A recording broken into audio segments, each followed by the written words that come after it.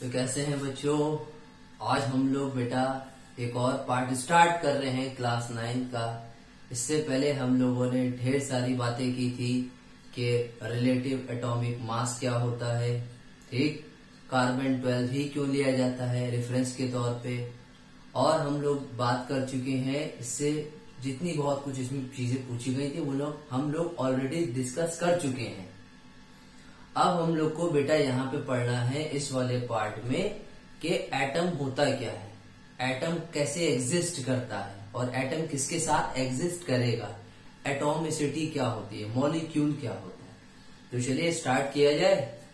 चलिए स्टार्ट करते हैं। सबसे पहली जो हमारी डेफिनेशन आती है एनसीईआरटी के अकॉर्डिंग लिखा है how do atom exist, atom कैसे एग्जिस्ट करता है। आपको एटम तो मालूम है, हमने आपको स्टार्टिंग में ही बताया था कि एटम क्या होता है, मॉलिक्यूल्स क्या होते हैं, कंपाउंड कैसे बनता है। अगर नहीं आता है तो एक बार मेरे प्रीवियस वीडियो जाके देखिए, उसमें आपको समझ में आएगा।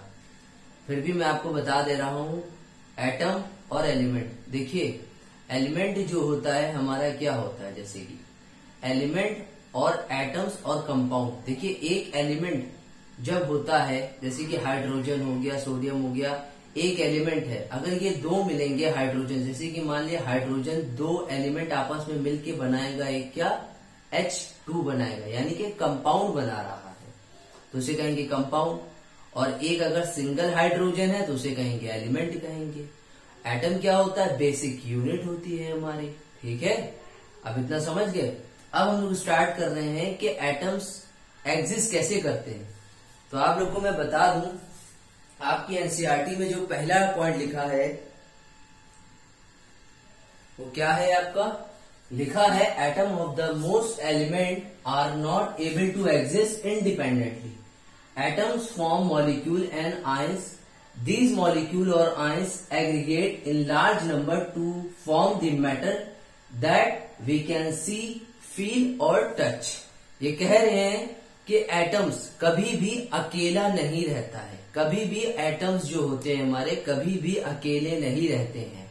या तो ये मॉलिक्यूल के साथ रहेंगे या आयंस के साथ रहेंगे, इकट्ठे होके एग्रीगेट। एग्रीगेट का मतलब ही होता है एक झुंड में, ठीक है। एटम्स क्या होते हैं, एटम्स कभी भी अकेले नहीं पाए जाते हैं। ये या तो मॉलिक्यूल्स के साथ होते हैं या ये किसके साथ होते हैं, आयंस के साथ होते हैं, ठीक है। उस फॉर्म को ही हम लोग कहते हैं एटम्स कहते हैं। और ये इकट्ठे होते हैं, इकट्ठे एकदम आपस में मिले हुए आयंस। दीज मॉलिक्यूल्स और ions aggregate in large number. ये मॉलिक्यूल्स और जो आयंस होते हैं वो एक बड़े से क्लस्टर फॉर्म में होते हैं। एग्रीगेट कह दो, क्लस्टर कह दो, सब एक ही बातें हैं। एग्रीगेट का मतलब झुंड में।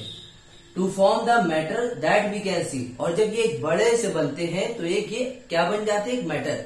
मैटर तो आप जानते ही हैं, हर वो एक चीज जो किसी न किसी पार्टिकल से बनी होगी उसमें क्या होगा, मैटर हो, वो मैटर से बनी होगी, ठीक है। इस यूनिवर्स में जो कुछ भी है किसी न किसी पार्टिकल से बनी है, उसी को हम लोग मैटर कहते हैं। अब जब एटम है, एटम आयंस और मॉलिक्यूल से मिलके बनेगा। कभी भी एटम्स जो होता है हमारा कभी भी अकेले नहीं होता है। जब मॉलिक्यूल्स और आयंस की प्रेजेंट में रहे कि जब ये बनेगा एक बड़ा सा कंपाउंड, तो इसके अंदर क्या होगा, ये एक मैटर ही तो होगा, यानी कि इसके अंदर कोई मास होगा, कोई जगह होगी, घेरा होगा, कोई वॉल्यूम ऑक्यूपाइड करेगा। तभी तो यहाँ पे कह रहे हैं दैट वी कैन सी, हम उसको देख सकते हैं। जब एटम बनेगा हम उसको देख सकते हैं। फील और टच, ठीक है, उसको टच भी कर सकते हैं, हम उसको हाथ पे लेके फील कर सकते हैं, ठीक है, और टच भी कर सकते हैं। जब फील करेंगे तो टच भी हो जाएगा उसमें। इतनी बात समझ में आई। एटम किसे कहते हैं, एटम वो होते हैं जो हमारे एग्जिस्ट करते हैं, इंडिपेंडेंटली नहीं होते, इंडिपेंडेंटली नहीं होती। अब ये चौक है, इस चौक को मैं तोड़ूं और छोटे छोटे छोटे पार्टिकल में कर दूं और इसको एक समेट के, जैसे ही मैं इसको बनाऊं किसी तरीके से समेट के पूरा एक इतना बड़ा क्लस्टर फॉर्म में सारे छोटे छोटे पार्टिकल को इकट्ठा करके इसको मैं क्या करूं, एक साथ बना लूं तो क्या बनेगा, एक एटम बनेगा। और एटम बना किससे, आयंस मॉलिक्यूल वगैरह से बना है, मिलके इंडिपेंडेंटली एग्जिस्ट नहीं करता है ये। और जब ये बनेगा तो इसका कुछ मास होगा, ये किसी न किसी मैटर होगा, इसके अंदर कोई ना कोई पार्टिकल होगा इसके अंदर। इसी को कहते हैं how do atom exist. Atom कैसे एग्जिस्ट करता है, ऐसे करता है। अब बेटा देखिएगा आपके पास इसके बाद क्वेश्चन आंसर आएंगे एनसीईआरटी में। आपकी क्वेश्चन आंसर इसमें दिए हैं। तो पहला क्वेश्चन पूछा है इसने, क्या पूछा है यहाँ पे, व्हाट इज एएमयू। आज मैंने ही आपको बताया था, आज मैंने आपको इससे पहले वाली वीडियो में बताया था कि एटॉमिक मास यूनिट क्या होता है। मैंने आपको उसका फॉर्मूला भी लिखवाया था, relative atomic mass, mass of one element of an atom upon 1/12 mass of carbon 12 atom. ये भी लिख सकते हो या आप ये भी लिख सकते हो, it is defined as accurately 1/12 mass of carbon 12 atom.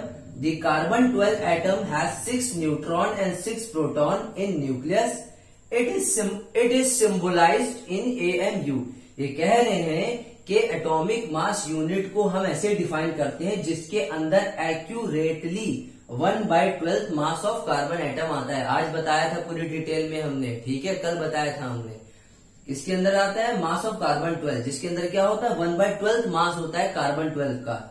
The carbon 12 atom, जिसके अंदर क्या हो 6 न्यूट्रॉन होते हैं और 6 प्रोटॉन होते हैं। और हमने कहा था आपसे कि इलेक्ट्रॉन जो होते हैं वो नेग्लिजिबल होते हैं, ये भी बताया था आपको।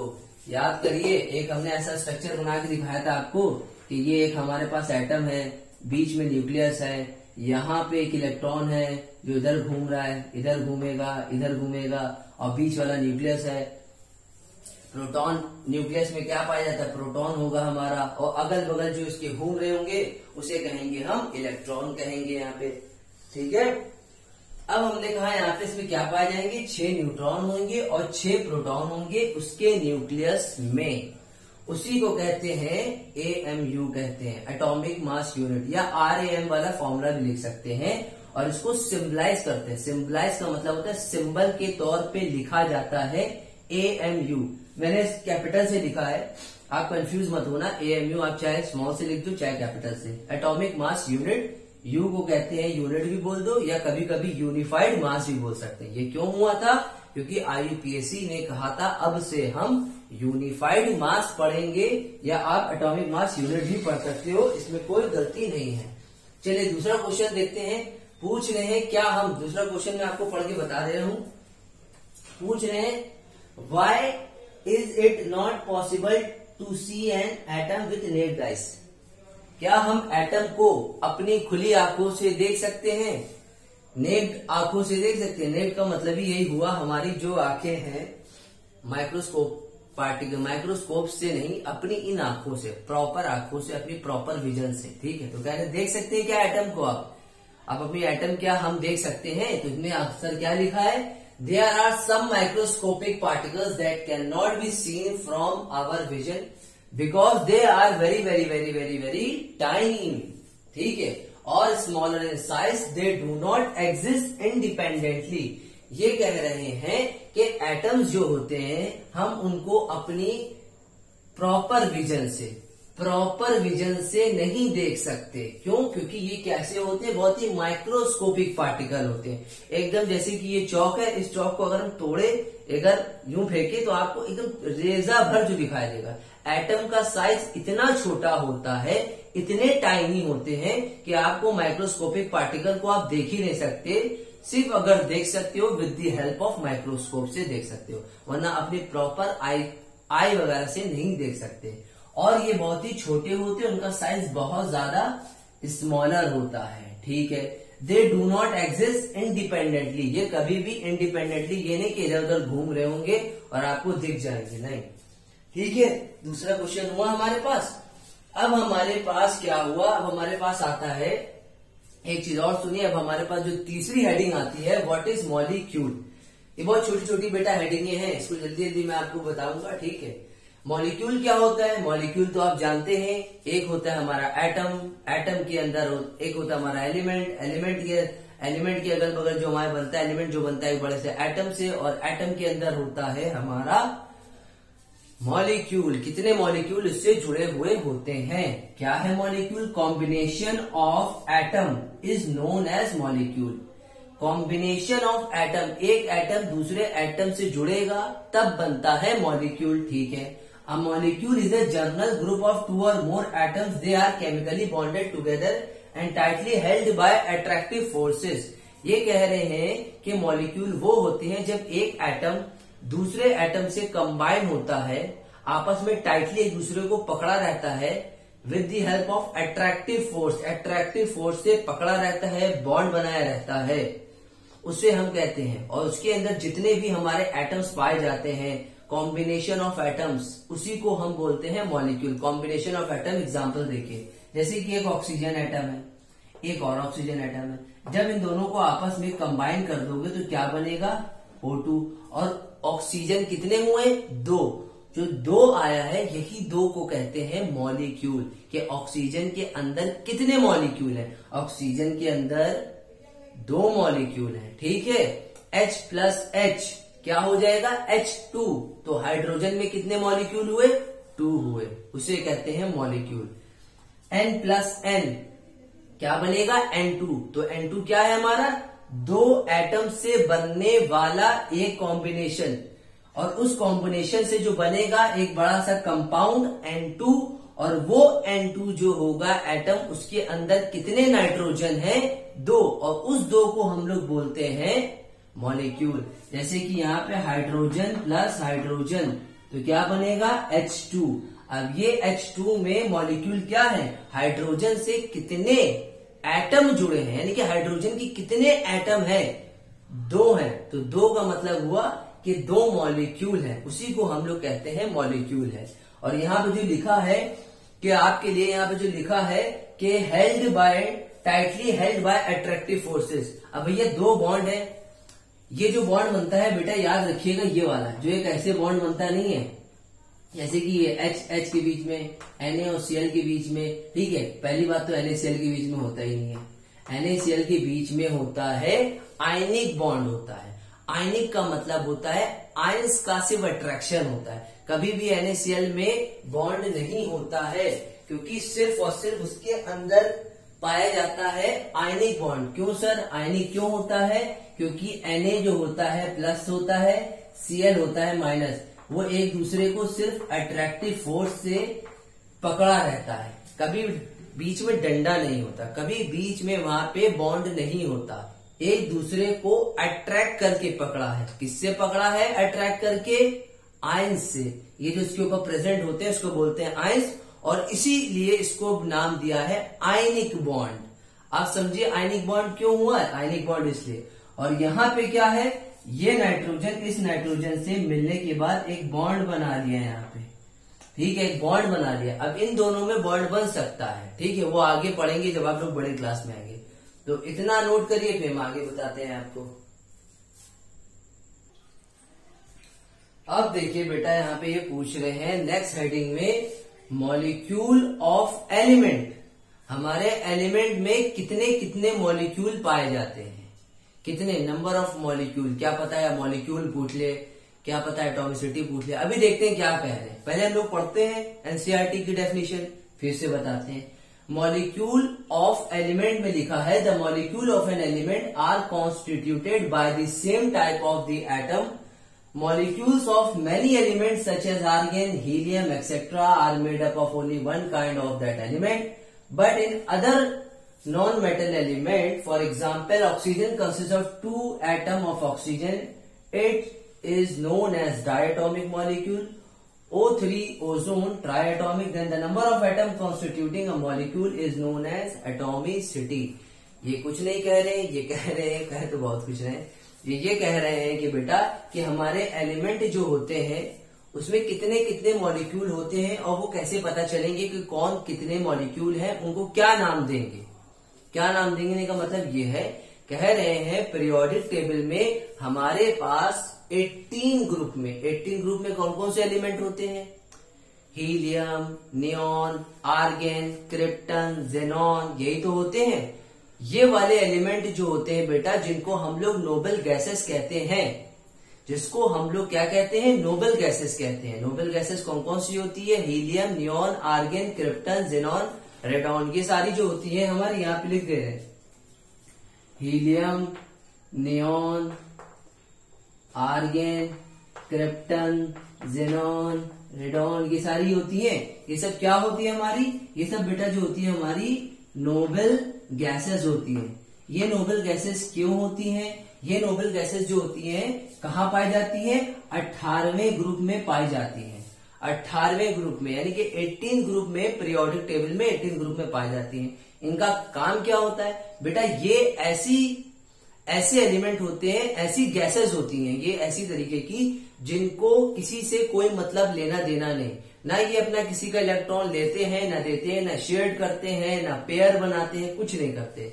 अपने में एकदम मस्त रहते हैं। क्यों मस्त रहते हैं? क्योंकि इनकी शेल, इनकी आउटर मोस्ट शेल, इनका घर पूरी तरीके से कंप्लीटली फुलफिल होता है। इन्हें किसी भी इलेक्ट्रॉन की जरूरत नहीं होती है। खुद के पास ये रिच होते हैं, रिच एलिमेंट कहते हैं, रिच, ठीक है, ये वो एलिमेंट होते हैं। ये एलिमेंट क्या करते हैं, क्या होते हैं? इनको हम जीरो ग्रुप भी बोलते हैं। नोबल गैसेस को बेटा हम ये भी बोलते हैं, जीरो ग्रुप भी बोलते हैं। अभी सुनते रहिए बेटा, जीरो ग्रुप भी बोलते हैं, या इनको इनर्ट गैसेस भी बोलते हैं। इनर्ट गैसेस, इनर्ट का मतलब किसी से कोई लेना देना नहीं, अपने में मस्त खोज, जैसे कि हम लोग आजकल। ठीक, अब हमने यहाँ पे कहा कि मॉलिक्यूल ऑफ एन एलिमेंट। अब बताइए हमारे जो एलिमेंट में मॉलिक्यूल होते हैं, जो भी हमने मॉलिक्यूल बताया था कि n+n2 तो 2 हुए, तो वैसे ये पूछ रहे हमारे अलग अलग एलिमेंट में कैसे कैसे मॉलिक्यूल को हम जानेंगे। तो देखिए हमने लिखा था molecule of an element is constituted by the same atom. Molecule of element such as argon, helium, ये वो एलिमेंट होते हैं जिनके अंदर सिर्फ एक ही मॉलिक्यूल होता है। ये अपने में क्या होते हैं, देखिए क्या लिखा है, are made up of only one atom, जो सिर्फ एक ही एटम से बने होते हैं।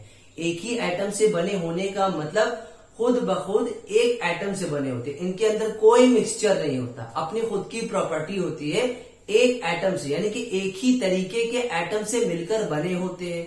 इसीलिए इनको हम लोग कहते हैं मोनो एटॉमिक। मोनो का मतलब होता है एक, मोनो का मतलब क्या होता है? एक होता है। देखिए क्या लिखा है, helium, argon, helium etcetera are made up of only one atom of that element. ठीक है, अब ये एक ही एलिमेंट से बने होते हैं। सिर्फ कौन से? 18 ग्रुप के एलिमेंट। 18 ग्रुप के एलिमेंट के जितने भी एलिमेंट होते हैं, 18 ग्रुप में जितने भी एलिमेंट होते हैं, वो सिर्फ और सिर्फ एक ही तरीके के एटम से बने होते हैं। That's it. ठीक, अब हमने कहा उसके अलावा जो होंगे, हमने कहा अदर जो देखेंगे, हीलियम गैसेस को छोड़ के, नोबल गैसेस को छोड़ के, but in other non metal में कौन कौन से होते हैं? नॉन मेटल हमारे कौन से ग्रुप में पाए जाते हैं?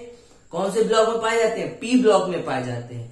कहां से स्टार्ट होते हैं? 13, 14, 15, 16, 17। 13 से 17 तक के जितना भी डिब्बे में एलिमेंट होते हैं, वो सब के सब क्या होते हैं? Non metal. ऐसा नहीं कि सब के सब नॉन मेटल, उसमें भी 3 तरीके के मिक्सचर होते हैं। एक होता है नॉन मेटल, एक होता है मेटल, और एक होता है मेटलॉइड होता है। लेकिन आपको पी ब्लॉक में ही नॉन मेटल मिलेंगे। तो कह रहे हैं हमारे पास जो नॉन मेटल होते हैं उसमें कुछ अलग होते हैं। हमने कहा क्या? हमने कहा जैसे कि ऑक्सीजन कंसिस्ट 2 एटम। ऑक्सीजन के अंदर 2 एटम होते हैं, क्योंकि भैया ऑक्सीजन को सिर्फ O तो लिखेंगे नहीं। ऑक्सीजन प्राइमरी स्टेट में नहीं होता, सिर्फ O नहीं लिखेंगे। ऑक्सीजन को सिर्फ हम लोग O नहीं लिखेंगे, हम लोग ऑक्सीजन को O2 लिखते हैं। नाइट्रोजन को N नहीं लिखेंगे, नाइट्रोजन को N2 लिखते हैं। हाइड्रोजन को H नहीं लिखेंगे, हाइड्रोजन को H2 लिखते हैं। तो ये हमने यहाँ पे लिखा ऑक्सीजन कंसिस्ट 2 एटम, 2 एटम है।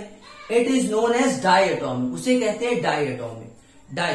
अब एक चीज सुनिए, हम आपको एक चीज बता दे रहे हैं यहाँ पे, ये मैं रफ कर दूं, कहाँ गया डस्टर। देखिए एक चीज देखिएगा, एक आपको पैटर्न बता रहे हैं, यहाँ पे देख लिएगा। ठीक है, देखिए मोनो, ठीक है, डाई, ट्राई, ठीक है।